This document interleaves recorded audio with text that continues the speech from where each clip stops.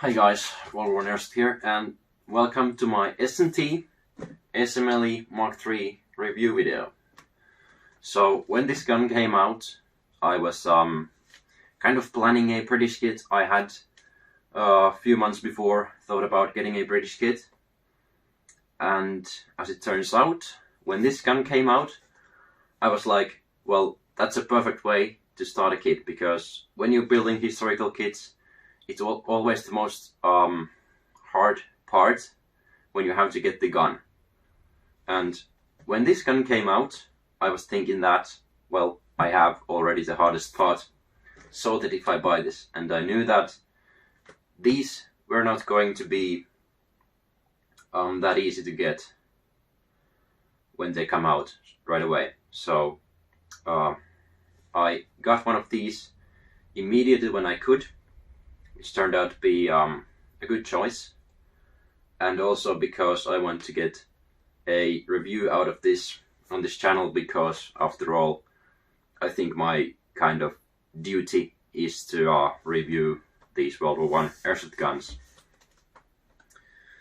So here it is, and let's see what's inside the box. So this package has taken a little bit of a beating in the transit. There's a couple of dents, but let's see what's inside. And there's foam. I'm just kidding. Rifle's right here. So when you first open the box, you'll be greeted with the gun. Then there's a little leaflet where there's a explosion picture of the gun. Nothing else really. Then you have the magazine here. So just take this beautiful gun out of here. So this is the SMLE short magazine Lee Enfield. It was used by the British Expeditionary Force in World War I from 1914 to 1918, all the way through. And S&T has done a really nice job with this gun. You can see that the finish is a little bit reddish. The camera is not quite capturing it. I'm gonna actually transfer it to my phone probably. So as you can see, otherwise it's a really nice gun. The metalwork is really good, but the finish on the wood is quite the red shade. I think what S&T did is just stain it with a very reddish wood stain and then put a thin coat of lacquer on top. I would have preferred if they did an original method with the woodwork, like I use stain and then just oil it instead of using a lacquer. Also, the lacquer coat is very thin, so I've actually already played a little bit with this gun, I'm gonna admit. So when I slung it to my shoulder, this happened very fast. So the coat is not very protective and it wears down really quickly. You can see the same thing here. So I have done nothing else except flung it on my back with the sling, with the British kit on. So that's what happened. Regarding the metalwork, metal finish, it is quite nice. It is quite nice, I must admit. It looks very real. It's not the painted kind of cheap Chinese finish you usually get on airsoft guns. So they have done a really nice job with that. The butt plate should be brass, but I think that on this weapon it's just painted with a golden kind of paint. And of course you have the little gap for your gun cleaning kit and oil bottle. So that's pretty much all there is to say about the exterior finish. Generally good job. Only complaint is the wood finish.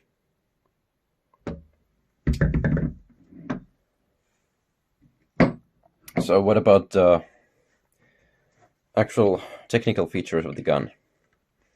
So we have, of course, the main chamber here, or breech.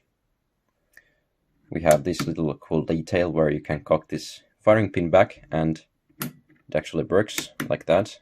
It fires it. We have our magazine release here. So that releases the magazine. Then we have the hop up here. It's kind of, well, it's not that noticeable, but they could have put it under the rear sight, like in, for example, the Car 98K from S&T. Also, what I noticed is this 1 to 2 millimeter gap between the wood. I'm not sure, I haven't seen it in other S&T SMLEs, so I think this is just something wrong with my gun, but it's really noticeable to me and I have to do something about that. Not sure why that is like that. I have taken this gun apart already and I have no idea why there's a gap like that. Might be about the tightening of these screws. No idea. Also, we have very nice markings here. Very, very nice details from S&T. Accurate and good looking markings. Here are the rear side markings. Quite nice. So, yeah, now that we have looked at the exterior, we can do a accuracy test, how this gun performs against some target shooting. So what we have here is the target. It is around 30 meters away, so pretty usual for airsoft engagement distance. It's a little bit smaller than a regular human, and I was trying to get 10 hits on the target. I'm using 0.25 gram BBs and 0 hop up.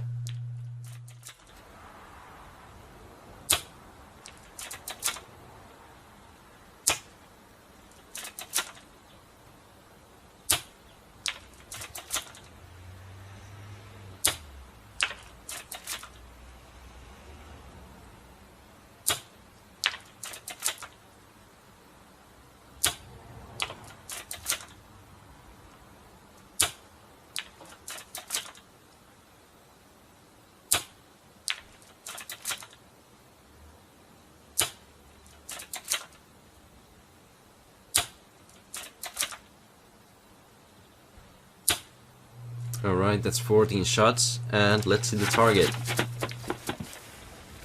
Oh, check this out. The snow is literally to my knees.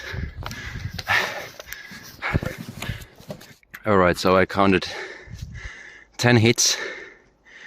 We have a couple there, one there, one there, two there, and I think I hit the edges here. There's one, and oh, we have a lot of here. I think that's 3 and one there, probably one there too. So we had 13 hits in total. That is better than I expected. We only missed one when we shot 14. So that's pretty good. I aimed to the head and a little bit to the left because I knew it kind of goes a little bit to the right. So majority of those hits were, I think, on the guy, but as the guy is smaller than a human, then I don't think that affects much. The gun is quite accurate as it comes out of the box. It's pretty good. One thing I noticed about the hop up is that when you adjust it with some heavier BBs, it seems to affect the BB flight horizontally instead of vertically. So the BB flies sideways instead of going up or down. I think that's pretty weird. It's not supposed to do that. I'm not sure if it's only my gun or all S&T SMLEs I believe it's only my gun for some reason.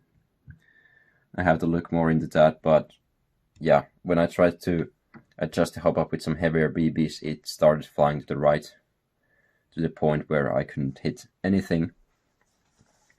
But it was pretty fine, as you saw when I left this in the 0 and I used 0.25 BBs. So yeah, what I'm gonna do to this weapon is I'm gonna refinish the stock with some, I think, walnut stain, and then just use linseed oil or possibly some lacquer. I'm not really sure yet.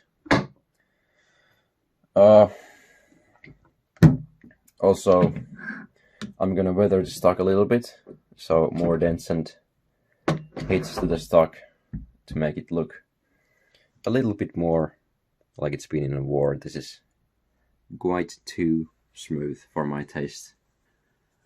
Doesn't look that real. Also, I'm gonna replace some parts with original parts. What I've heard from British people who also own the real thing, the real SMLE, is that the original parts are very compatible with this, with very little work. So S&T really nailed those dimensions. For example, I'm gonna replace this and the barrel piece because this doesn't actually fit the bayonet repro or original. It's too wide. So if you wanted to mount a bayonet here, you would have to file it down a little bit. So I'm replacing those parts with original. Also, the butt plate is gonna be an original butt plate. What else you could replace that I'm not doing is this and this. What other people have done, it has ended up quite nice for them. So if you want to do that, it's totally possible. Or what I'm also probably gonna do is refinish the metal here. It's kind of weird grainy finish. So what I'm gonna do is just rub this finish off with steel wool or something, and then cold glue it with some birchwood perma blue. But that's gonna be its own video. So yeah, that's pretty much it for this gun. I'm gonna make a gameplay video in the summer because it's currently winter and not very nice to play outside, as you probably saw from my last video and the shooting test. So yeah, gameplay video coming in the summer, and a upgrade video coming sooner. Let's say sooner. I'm not really sure. I have to get parts and also some stain. I don't have any stain right now, but when I get those, I'm gonna immediately start working on this. Other things you can upgrade in this weapon is you can exchange the spring and some hop-up things like the bucking, I think. So in summary, the flaws of this gun is, in my opinion, the wood finish. That's of course a taste question. And the bayonet lug. And also some people have reported that they have experienced that tiny plastic piece there getting split in half. So that's one thing to look out for when you're buying this gun. I think Airsoft Pro makes aluminum parts like that for another gun that also fit this gun, so I might actually replace that too in order to avoid the splitting of that plastic piece. So yeah, there's a lot of more info in the Facebook group, S&T SMLE owners. I really recommend joining that if you already haven't. There's a lot of info about this gun and how to upgrade it and the possible flaws. So that's my review of the SMLE Mark III made by S&T. In overall, a really nice gun. Some flaws that are easily fixable, but I very much recommend getting this if you are interested in something, building some kit that this might fit. So overall, very good gun. Thanks for watching.